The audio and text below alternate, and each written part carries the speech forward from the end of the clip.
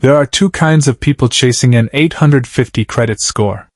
The first kind spends years obsessing over every point, checking their score every single week, convinced that 850 is going to unlock some secret level of financial life. The second kind hits 782, stops checking, and never thinks about it again. Here's the twist. Both of them get approved for the exact same mortgage rate, the exact same credit card, the exact same auto loan.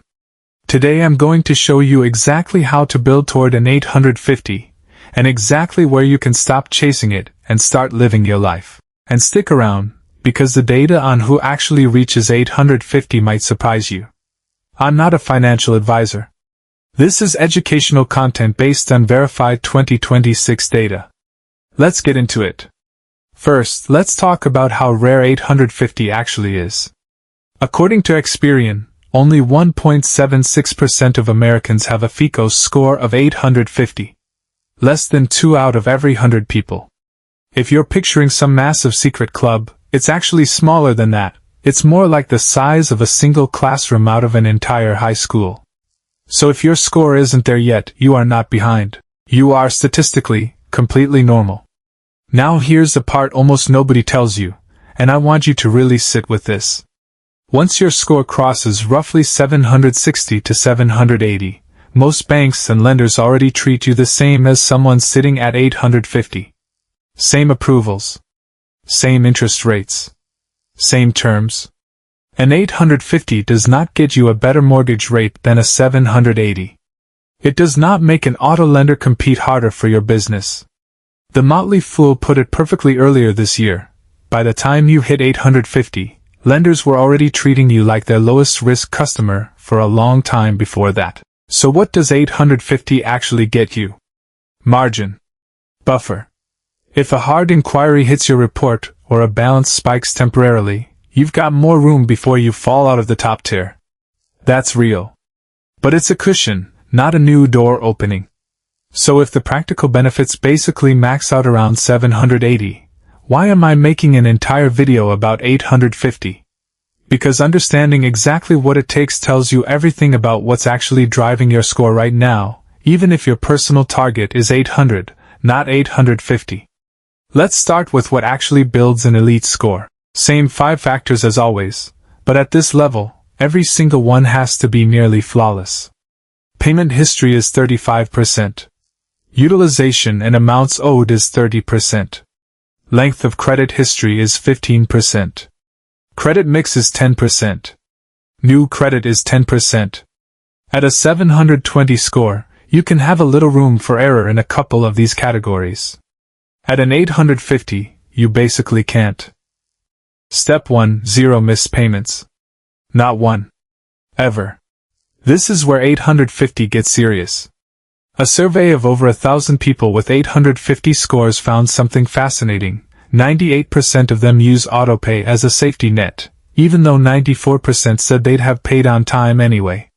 They didn't leave it to willpower. They removed the possibility of a mistake entirely.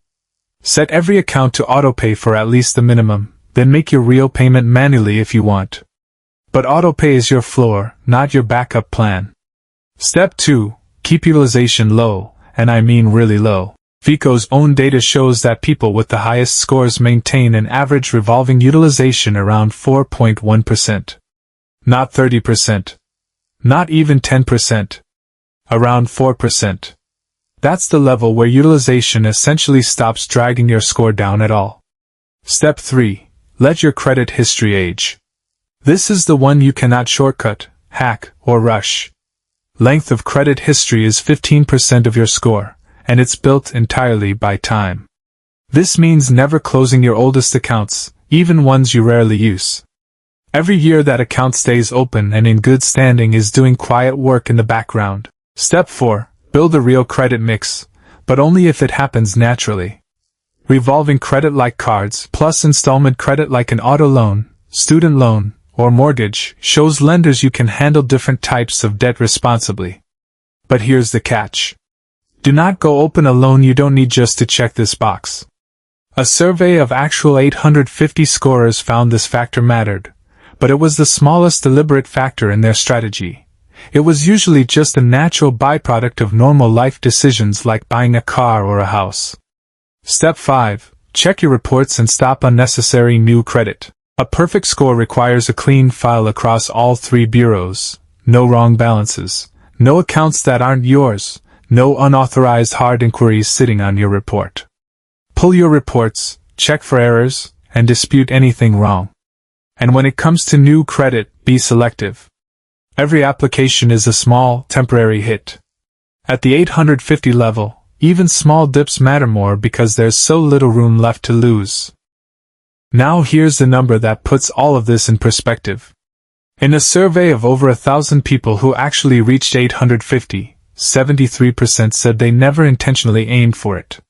It wasn't a goal they were chasing point by point.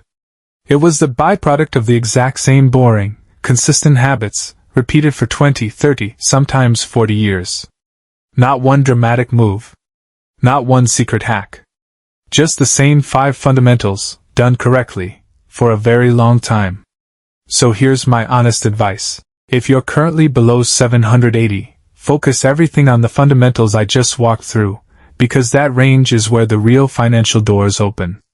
Once you cross into the high 700s, you've already won the game that actually matters for approvals and interest rates. From there, chasing 850 can still be a fun personal project. Treat it like a hobby, not a financial necessity. Keep the habits going, and if the number climbs to 850 one day, it climbs. But don't let a number above 780 cost you sleep. You already have what you need.